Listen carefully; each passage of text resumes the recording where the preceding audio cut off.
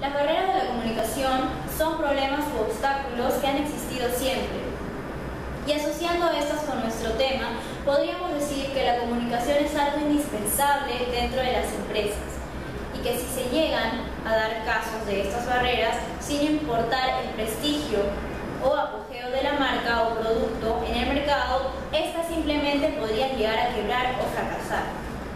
Es por eso que hoy trataremos de dar a conocer y mencionar algunas empresas que han sido blanco fijo de estas barreras, enfocándonos en mencionar puntos relevantes de cada caso, así como también detallar las causas y consecuencias, analizando cada error o falla que tuvieron estas grandes compañías, pero que lamentablemente llegaron a quebrar o fracasar. Nuestro principal objetivo es identificar el tipo de barrera que interviene en cada uno de los casos, lo cual obviamente nos llevará a la búsqueda de soluciones para la problemática de estas barreras, así como también nos enfocamos en informar o alertar a aquellos nuevos empresarios que no tienen en cuenta la problemática de estas barreras y que podrían ser la pieza fundamental de su quiebre o fracaso si no se toman las recomendaciones anticipadas. Las barreras de comunicación o interferencias son en sí obstáculos que pueden llegar a ser distorsionados e impedir parcialmente el mensaje que se pasa entre el emisor y el receptor. La comunicación es así difícil para la mayoría de las personas, más si se añade la dificultad de brincar un obstáculo antes de conocer a la persona. Esto genera un problema. Para comprender mejor los casos, es necesario mencionar las barreras de comunicación. La primera es la barrera semántica, que es la posible interpretación errónea del receptor por la existencia de más de un significado de la palabra emitida, como por ejemplo, este está rayado. La segunda es la barrera psicológica, que son factores que parten de nuestra mente, que pueden ser ideas, emociones, sentimientos, que pueden impedir una buena comunicación entre emisor y receptor.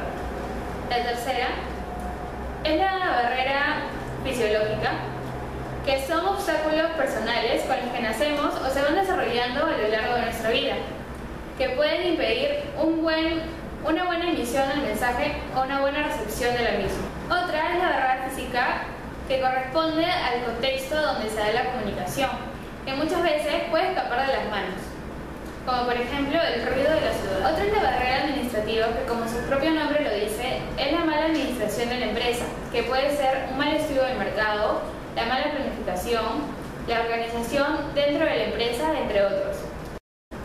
Y por último, y no menos importante, la barrera interpersonal, que es el impedimento de comunicación entre dos o más personas, que pueden ser por diferentes factores. La aerolínea Aeroméxico inicia su historia como Aeronaves de México en el año 1934, el 15 de septiembre, siendo su fundador Antonio Díaz Lombardo. En sus primeros años, Aeroméxico, durante la Segunda Guerra Mundial, creció mucho con la ayuda de la aerolínea Pan Am, que en esos tiempos era dueña del 25% de las acciones de Aeroméxico, siendo esta una nueva aerolínea en el mercado y con ojos a hacerla mejor, pues cada año presentaba una cifra mayor en pasajeros y pasajes vendidos, como se puede observar en el siguiente cuadro. En los años 50 compra varias compañías que eran en sí una competencia para ella. En estas está incluida Aerolíneas Jet de México, que era la segunda aerolínea mejor de todo México, aumentando así su flota con legendarios aviones y mejorando y comparando aviones. Claro está que Aeroméxico tuvo años de gloria, en los que fue la mejor de su país y el extranjero. Aeroméxico pasó por dos grandes crisis que se dieron por un mismo problema, una huelga. La primera huelga fue de los pilotos, pero esta pudo ser solucionada gracias a que el gobierno compró la mayoría de las acciones y la apoyó económicamente.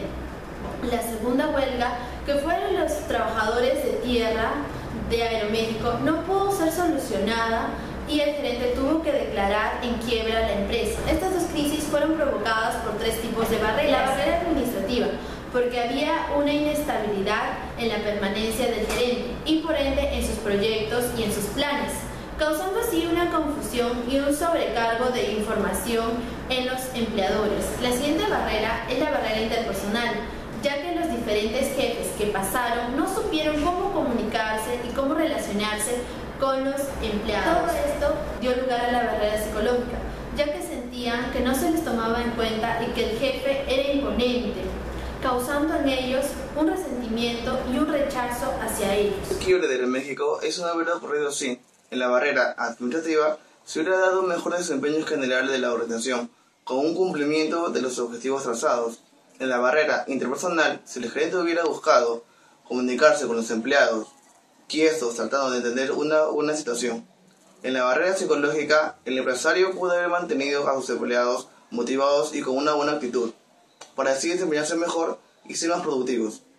Para eso es importante generar políticas que velen por el bienestar y satisfacción de los empleados. A la hora de motivación, no solo nos referimos al salario, también se trata de las actividades de la empresa, así como capacitaciones y reconocimientos, entre otros. Hollis Brand fue establecido en 1930 como Interstate Bakeries Corporation. Era panadero mayorista y distribuidor en productos de panadería en los Estados Unidos. Antes de su cierre y liquidación en 2012, esta era propietario de la anfitriona Wonder Bread, Orgullo de la Naturaleza, Dolly Madison, Butternut Panes y productos de Drake.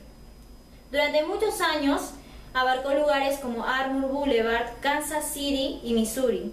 En 2009, luego de que esta saliera de la bancarrota de 2004, se cambió de nombre y la sede se trasladó a Irving, Texas. La compañía tuvo sus inicios en Nafziger Panaderías, que fue iniciada por Ralph Leroy Nafziger. En 1930 se anunció la formación de Interstate Bakeries Corporation con la fusión de Schultz Panaderías, con 7 panaderos bajo el paraguas de Panaderías Occidentales de Los Ángeles.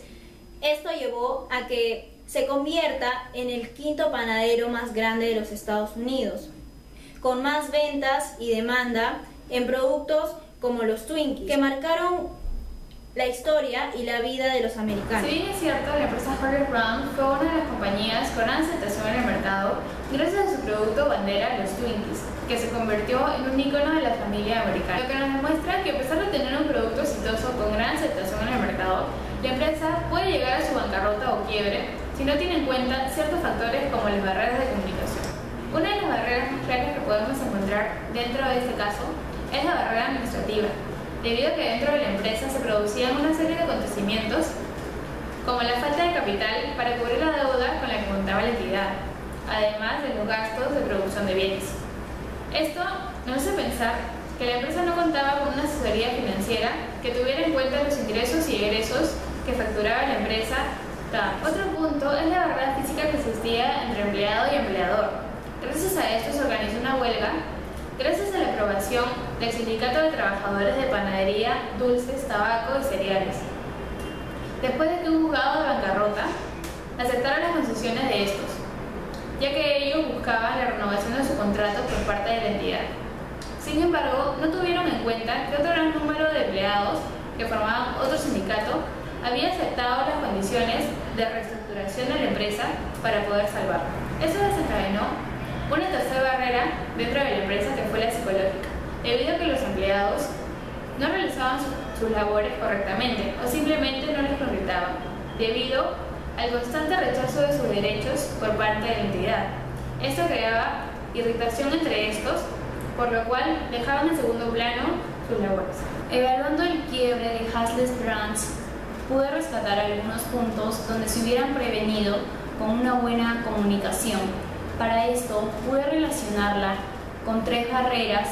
Una de ellas es la barrera física,